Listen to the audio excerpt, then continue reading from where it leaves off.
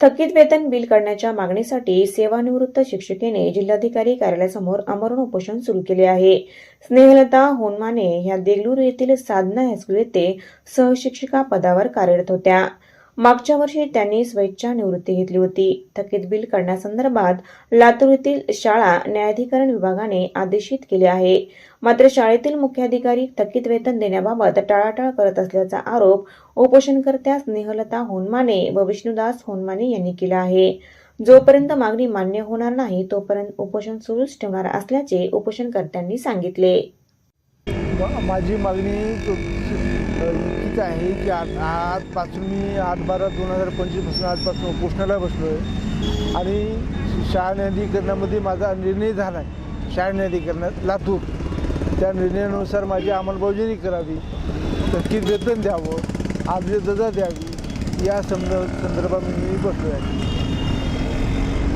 मागण्या पूर्ण नाही झाल्या तर मी मागण्या पूर्ण झाल्याशिवाय उठणार नाही. मागण्या पूर्ण झाल्याशिवाय मी 2000 म्हणजे जुलै 2024 पासून स्वच्छनिवृत्ती घेतलेली आहे. माझी थकीत बिलं न्यायालयानुसार आदेशानुसार काढण्यात यावे आणि माझी हे जीपीएफचं व्याज देण्यात यावं.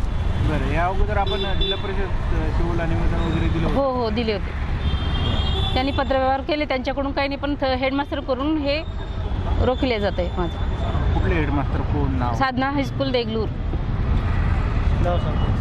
बत्तुलवार सर, यादू बत्तुलवार सर.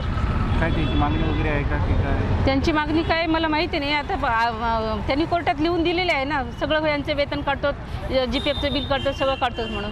त्यांनी काढतच नाहीत कुठलाच हां काढतो, पण पत्रव्यवहार केलेले आहेत. आज येतात, उद्या येतात, दाखल करतात, बिलकुल दाखल करतात म्हणतात. अजिबात अजून त्यांनी दाखल केलेले जिल्हा परिषदला काही अजून आले नाही.